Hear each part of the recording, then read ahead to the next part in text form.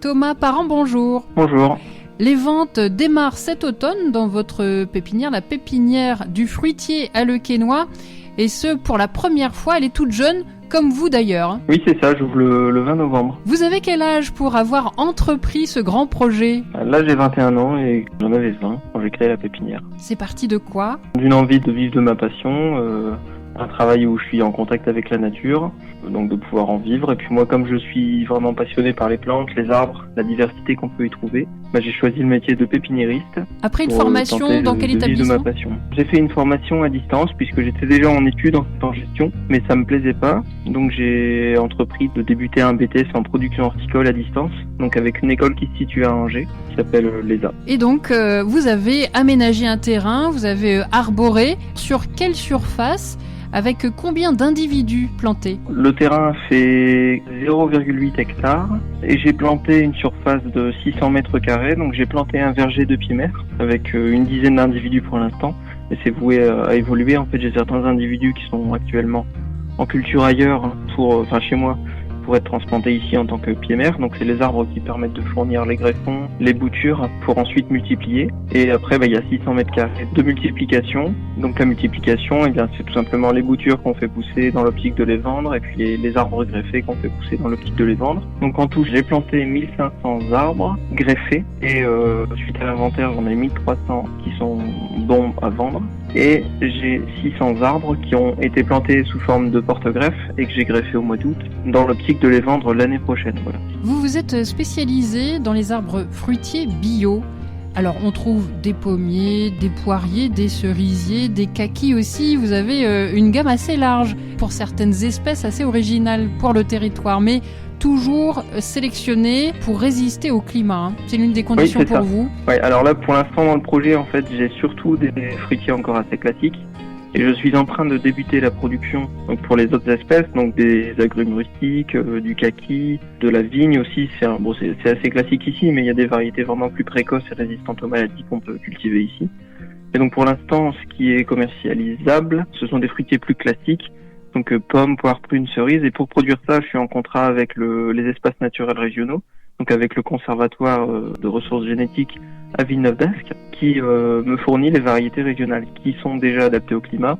Et donc pour l'autre partie qui est en développement, qui est plus originale, ma sélection se fait effectivement sur l'adaptation au climat des plantes. Vous souhaitez proposer quelles espèces d'arbres après celles plus classiques qu'on vient de citer ? Le kaki, c'est vraiment quelque chose de facile à produire ici du moment qu'on a une variété assez précoce pour mûrir. La vigne, pareil, on pourrait vraiment étaler au niveau de la précocité.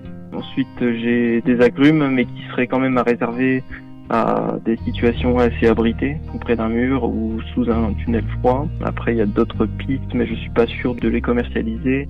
On peut citer le feijoa, on peut citer certaines variétés de grenadiers qui sont ultra précoces. Et puis après, il y a aussi des petits fruits qui sont assez intéressants. Il y a des hybrides entre le cassis et la groseille à macro. Ça s'appelle une casseille. Il y a des baies de goji, des cornouillers. Voilà, il y a pas mal de petits fruits qui sont aussi intéressants et peu cultivés ici pour l'instant. Qu'est-ce qui fait que votre pépinière est bio ? C'est quoi la différence avec une pépinière classique ? La différence, ça va être sur l'usage des produits phytosanitaires. Moi, si j'en utilise, c'est que des produits qui sont agréés en bio. Donc par exemple pour les chenilles, j'utilise une bactérie qui va tuer la chenille. Après c'est surtout au niveau du désherbage où on a une grosse différence puisque en bio on peut utiliser qu'un désherbage mécanique, donc il faut biner, alors qu'en conventionnel on peut utiliser un herbicide pour détruire les mauvaises herbes qui concurrenceraient les arbres. Voilà, donc le bio en fait garantit surtout la façon dont l'arbre a été produit. Il y a déjà des labels en pépinière comme plantes bleues, tout ça. Ils garantissent un peu la qualité au niveau de l'environnement, mais le bio est déjà un niveau au-dessus, puis c'est un label qui est déjà connu du consommateur aussi. Alors on le disait, c'est la première fois en cette période que vous allez mettre en vente vos arbres.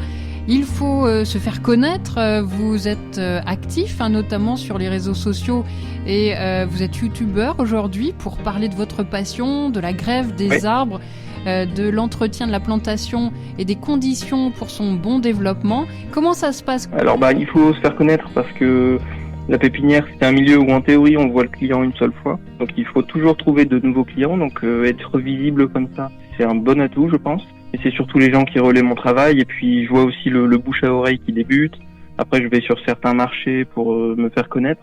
J'ai pu commencer à vendre certains arbres sur des marchés, mais globalement, il y a encore trop de feuilles sur les arbres pour les vendre, surtout sur les pommiers. Donc voilà. Et après, pourquoi est-ce que je fais ça? C'est pas seulement pour me faire connaître, c'est aussi parce que je pense que vendre l'arbre à la personne, c'est seulement la moitié du travail. Ça lui donne les moyens déjà de faire pousser le fruit. Mais après, il y a tout un tas de compétences qui sont à ajouter pour pouvoir bien justement produire les fruits, c'est-à-dire avoir des fruits d'un beau calibre, avoir des fruits qui soient jolis, et puis en avoir de façon régulière tous les ans, entretenir la plante pour qu'elle soit en bonne santé. Ça, je pense que c'est l'autre partie du travail. Comme j'ai les compétences, je m'estime légitime pour apprendre aux gens justement à entretenir leurs arbres et à faire tout ce qu'il faut pour avoir une fructification de qualité. Donc voilà, donc les gens qui veulent aller plus loin peuvent bien me suivre sur YouTube, sur les réseaux sociaux, où je donne certaines informations. Après, il y en aura beaucoup plus cet hiver quand j'aurai plus de temps pour faire des vidéos, notamment sur l'entretien des arbres. Et puis après, pour les personnes qui voudront aller encore plus loin, je compte mettre en place des sessions de formation à la pépinière. Vous êtes situé donc à Le Quesnoy. Comment vous êtes organisé pour l'ouverture au public? Les mercredis après-midi à partir du 20 novembre.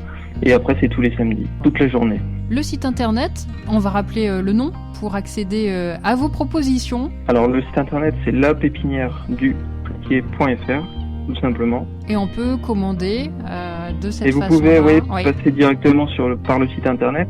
Alors après, sur le site internet, une fois que vous avez rempli votre panier et que vous passez à la commande, vous réglez par carte et vous avez le choix entre récupérer la commande à la pépinière, elle sera préparée, et vous la faire expédier par France Express. Donc ça me permet d'envoyer des colis qui ont une longueur de 3 mètres, et donc ça me permet de ne pas rabattre les arbres pour pouvoir les expédier, ce qui est assez rare en pépinière. Souvent ils rabattent les arbres, mais ça pose certains problèmes au niveau de la structure de ce qui va repousser derrière.